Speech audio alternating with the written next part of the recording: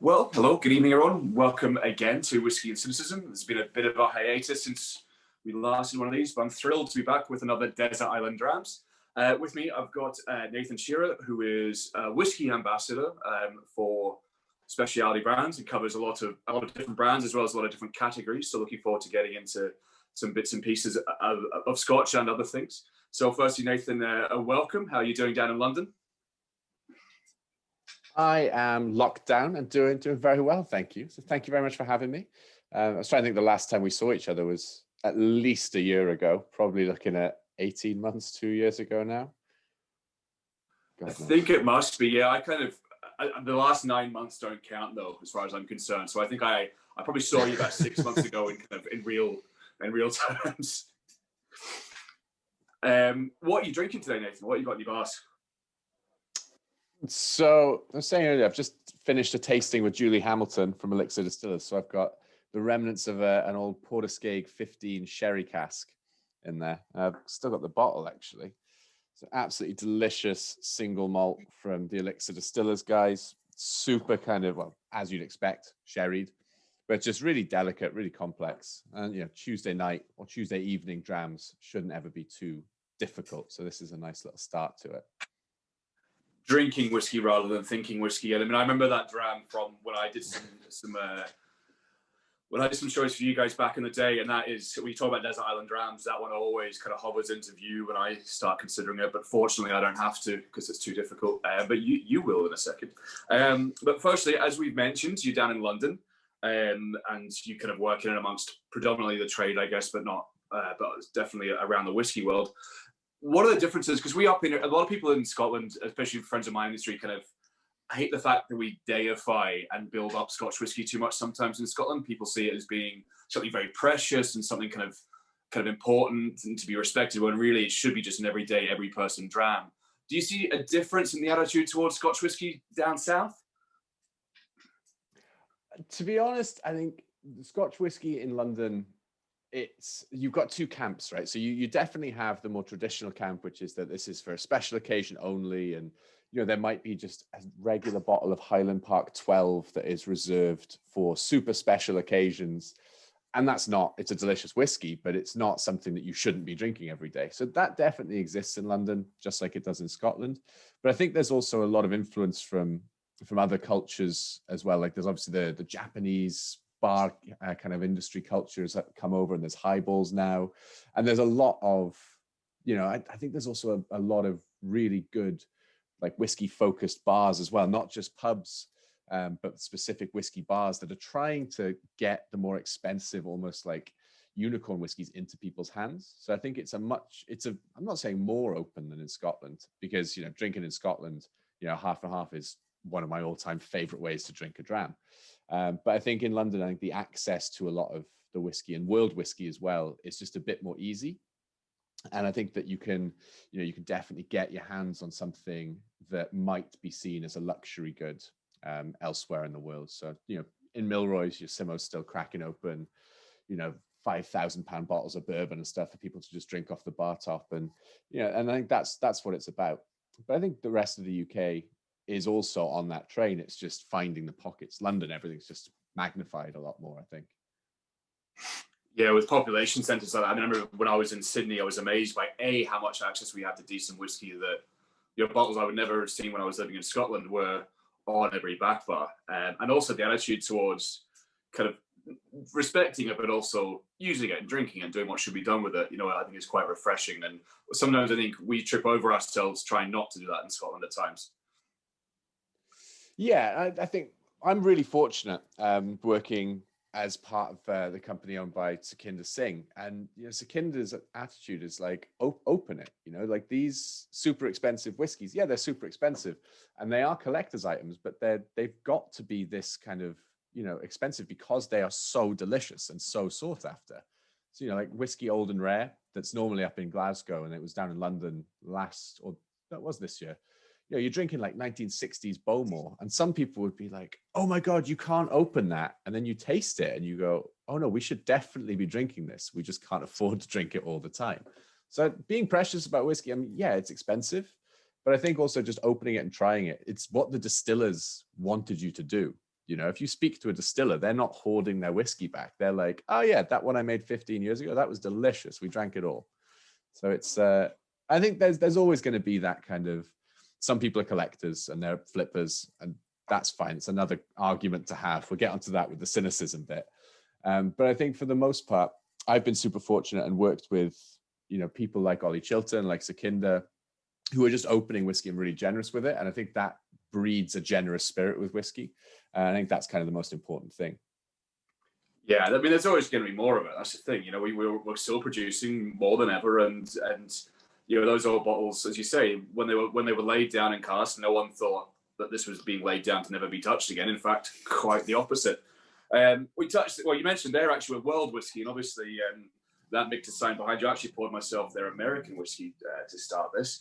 And you obviously deal with a lot with Japanese whiskey as well, because you've got Nika in the stable. When you kind of deal with other whiskey cultures, American whiskey, Japanese whiskey, and obviously the many that have now cropped up across the world, you know, Indian, Taiwanese, you name it. Is there anything in particular from any of those cultures that you really enjoy getting into and that you feel you can't do either in the home market of Scotch or in the UK sometimes? I mean, for sure, like in America, it's cocktails, right? I mean, American whiskey, yes, you have super premium, but you know, a large percentage of American whiskey it's for old fashions, for whiskey sours, for whiskey gingers, for Jack and Cokes.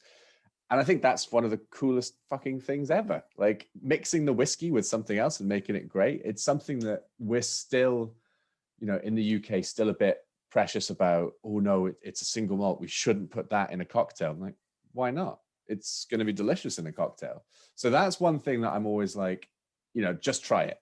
If you can, you know, take a Highland Park 12 or a Glenfiddich 12, or maybe something, you know, whatever it is, mix it together. And that's something I feel like most people would really enjoy, but it's something that we're a little scared to do in the UK. And then in Japan, it's the thing I love about Japanese whiskey is that it's blended, right? I mean, that's, if you look at what the key whiskeys in Japan are, they're all blends. If you look at what's released in super fancy bottles, it's not single malts, it's these blends. And the Japanese have just got this appreciation for blending that was there in Scotland 100 years ago, but we've kind of been blinded in the UK now by, you must drink single malts because that is, you know, the sexiest, best, baddest thing you could possibly drink. And, you know, Compass Box are doing an amazing job in the blending side as well. So I think the American side using these amazing products to mix into old fashions, Manhattans, and a whole different kind of element of the whiskeys they have there. Then you have the Japanese side, which is kind of light and elegant, and then it's the highball and the Mizuwari, and just a more refreshing way to drink it. And then we come back to the UK, and it's, you know, a half and half, or normally it's a dram by the fire with your slippers on and your pipe. And that's kind of still how a lot of single malt people assume single malt should be drunk. So the world's a very different place with regards to whiskey, right? I mean, if you go to Ireland, it's Jameson White, and that's a huge bark. I'm not saying it's all that way, but Jameson Lemonade. If you go to Taiwan, it's, you know, whiskey soda, or it's on desserts. If you go to India, it's, you know, a huge amount of whiskey that's mixed with Coke. So everyone's got their way of drinking it, I think, and it's through, you know, the last 100 or so years of just this globalized world. And now everyone's kind of got a taste for single malt, but they've got their ways of drinking it. And you're seeing these, you know, Scottish old fashions and the Bobby Burns and all of these kind of cocktails coming up. It's an exciting time for whiskey, I think. But, you know, you'll still always get your purists, but it's also nice to kind of see, you know, the Japanese are very purist with their highball. So they wouldn't necessarily drink the whiskey neat. If you've got like, you know, a rail bourbon, you'd mix that in an old fashioned, or you'd have that on the side with a beer. You wouldn't be sipping that out of a crystal Glencairn glass. So it's kind of weird to see how everyone changes their perceptions and changes their kind of technique of drinking when they're choosing other people's spirits. Yeah, I find it interesting. I mean, I've been covering the shops a little bit. Obviously, in a busy time in December, and so a lady came in to buy something the day, a whiskey, and she said, "Oh, you know, it's going in a cocktail. It might have just been an old fashioned. She was looking for a bourbon." So I sold her something that I said is delicious. You know, I was like, it's really good quality bourbon. You can drink it neat. It'll make a great drink. She said, "Oh, you know, is it not a bit kind of too good to put in a cocktail?" I said to her, "I mean, there's no such thing as a spirit that's too good to put in a cocktail. It can be maybe one that's not good enough, but not too good. You know, and a cocktail's only, it's like a chain. It's only as good as its weakest link. So may as well make it. I mean, Fever Tree, if 2/3 of your drinks mix to make it a good one, you know, it's the same thing. If 50 mils of your 70 mil drinks your whiskey, why wouldn't you put a good one in there? 100%. And I always kind of use the, you know, you get people that will just add water to whiskey, right? And they'll be like, you know, whiskey is so pure and so good and we shouldn't do anything to it. And here's 20 mils of water. And I'm like, well, just make a cocktail and make that water something more interesting than water. You know, if you want to make a Manhattan, you just add 20 mils of vermouth to it and you've got yourself a super complex, completely different tangent drink on there. I think the cool thing about, you know, cocktails and whiskey as well is it can get people that are very stuck in their ways drinking different styles of whiskey. You know, I always think you've got the bourbon drinkers, you've got your Scotch drinkers, you've got your Japanese drinkers who tend not to mingle too much, but an old fashioned could get a Scotch drinker into drinking bourbon whiskey and vice versa. So I think just having this kind of open conversation with how to drink whiskey, it doesn't just have to be neat. You know, it doesn't have to be room temperature water from the burn next to the distillery, because that's all marketing bullshit anyway. So it's, you know, drink it how you want to drink it, I guess. Yeah, absolutely. I couldn't have said it better myself. And I kind of to move on a little bit to some of the questions that are part and parcel of the old Desert Island Drams thing. So I guess the first one is, and I think we might have almost touched on this, but what annoys you most about the whiskey or drinks industry? How long have we got? Now, to be honest, like there are obviously things in every industry that are super annoying and that really get to me. But I think in the booze industry, we're quite fortunate in that people in this industry genuinely give a shit about the industry, because the pay's not great, the hours are terrible. You know, the time that you should have been at home at Christmas time with your family, or whatever, you're stuck washing dishes or something like that. You know, hospitality and the booze industry is a really hardworking industry, but it's surrounded by people that are super passionate and love what they do. So for the most part, it's a really fun industry to be in. That being said, like some of the most annoying things are at whiskey shows, right? Where you blur the line between your industry people and your consumers. That's always like a fight waiting to happen. And I mean, the worst one is always when you've got the group of four, normally late 20s, early 30s lads who are now estate agents or whatever. And one of them, Darren, Dazza, he's got into whiskey and he's learnt just enough to know, yeah, he knows a little bit more than his mates. So he's now the ringleader, but apparently he knows knows more than everyone else in the room who are whiskey experts. So he comes in and picks up the bottle and starts chatting to his mates and spouting absolute shit. And yeah, that's the most annoying thing about the industry. It's a little bit of knowledge is a really dangerous thing in this industry, because, you know, whiskey and alcohol in general, it's such a complicated rabbit hole of stuff. I mean, remember the first time that you tried to find out what single malt was? You had 15 different, you know, lessons from every bartender or, you know, grandfather or father or parent or mate about what a single malt was. But no one really kind of told you definitively. Whereas now there's this reference on the internet, which will give you every bit of information, and you will learn 5 or 6 facts and think you know everything about whiskey. So that's the annoying thing. I think it's people that just assume they know everything because they've read somewhere that, you know, the water source at Glenmorangie affects the flavor, and so it's the best whiskey in the world, and they'll tell all their mates that. So the spread of kind of Trump level of information going around.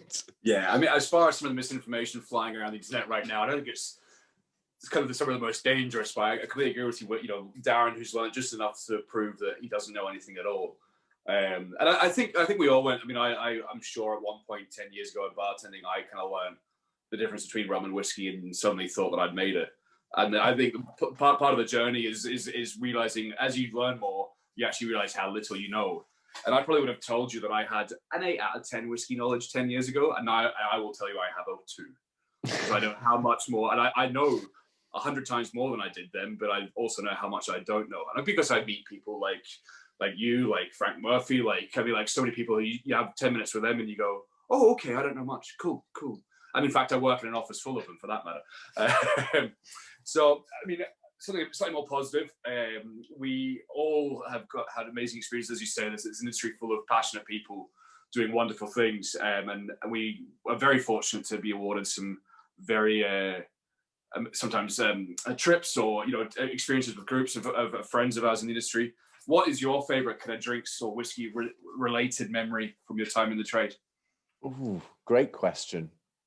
I mean, the first time I ever ordered an old fashioned was definitely like one of those memories where I was like, holy shit. Or the first time I ordered a good old fashioned, I remember going to Happiness Forgets in Hoxton Square. And at that point, I was, I'd been in London a couple of years. I was working in events and I'd been a pub bartender. So I'd made cocktails, right? So we'd made Long Island iced teas and stuff like that, but not well. And I worked events for a long time. And then there was a couple of mates, and once a month we used to go to a nice cocktail bar. We were students, we didn't have loads of money. So we'd go to a nice cocktail bar once a month and we'd order, 4 or 5 cocktails each and just try them. I remember going to Happiness Forgets and, I'd heard about the old fashioned and I tried to make it myself, probably with absolutely zero knowledge about why I was stirring or why I was muddling a sugar cube and all of that stuff that we get told. I remember sitting down, ordering old fashioned and telling, I think it was Tara Garnell, who was on the floor at the time. She went back to the bar, asked the guys to make an old fashioned with Willet rye.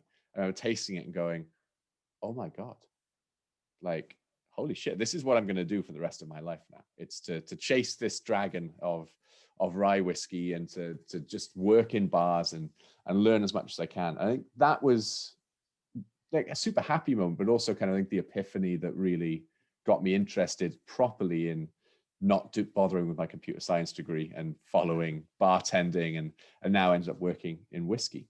So that's a good one. I'll stick with that one. Yeah, I mean, I still remember my first old fashioned. I think it was my first ever cocktail that I ordered in a bar, or certainly that wasn't neon green in Surfers Paradise where I grew up. But it was in Harry's Bar in Paris.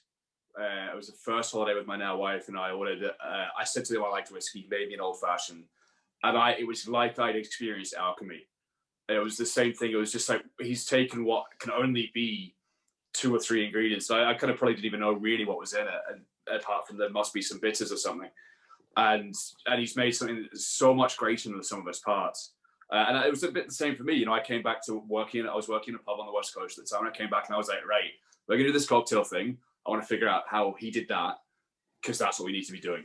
Because that's the beauty of it. So yeah, I completely agree with the first old fashioned memory, because mine is very similar actually.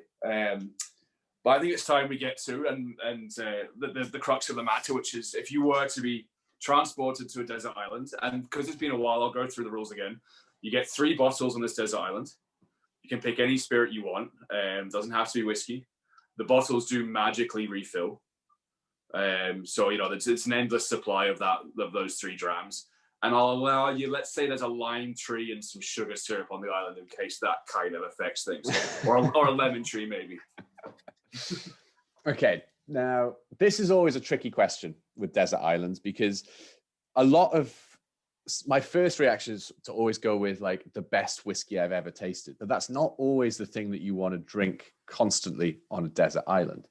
So I know of one whiskey that I'm absolutely taking with me, which is Ben Nevis 10-year-old. That for me is, I think the quality of spirit, the quality of maturation, and then also the price point just means that is an absolutely astounding dram. And I think it's in the same kind of ilk as Springbank in that it's not really modernized. So it's one of those whiskeys that, it still feels old, feels like it's still being done the old way, the good old way without the modernization. I mean, I've been to the distillery. It's a really great place to go, but it's not been updated. It's not got a fancy visitor center or anything like that. It kind of looks like a 60s school cafeteria. So yeah, Ben Nevis 10 is 100% going in one of the 3. Now, if I was going to go with another one, it's going to be,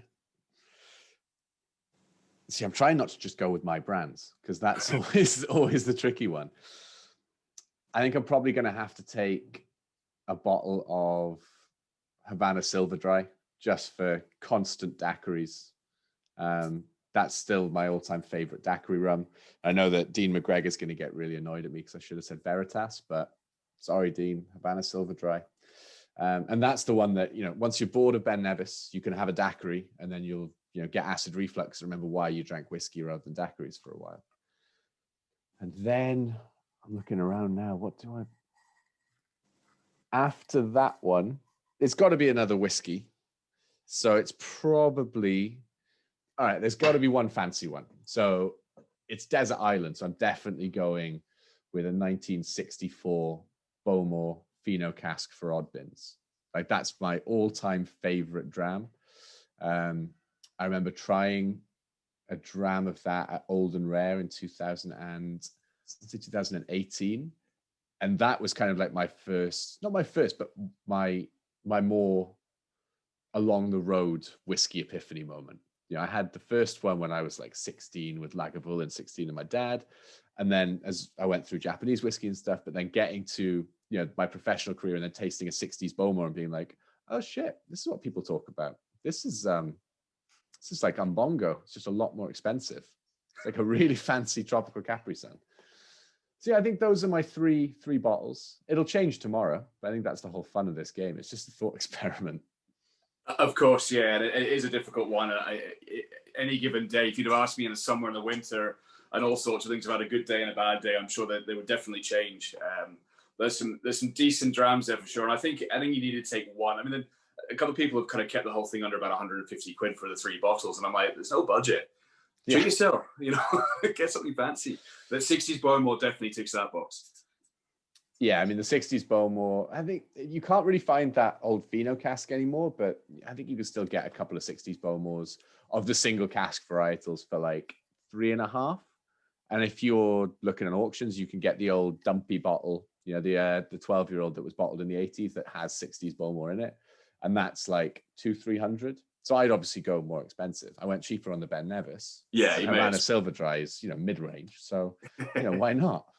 Yeah, an absolutely great range. Well, I mean, Nathan, it's been great to talk to you. As you say, it's been a long time since I've seen you. I'm hoping next time it's in person in a pub and, we can do things like hug and stand up while we're drinking. That would be lovely, right?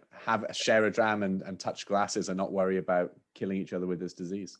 Of course, yeah. It's getting somewhat tiresome now. But look, I'll let you go. Enjoy the rest of that porterhouse cake because I do know how delicious that is. But it's been lovely to talk to you, man. And again, let's have a dram in person soon. Slange. Cheers, mate.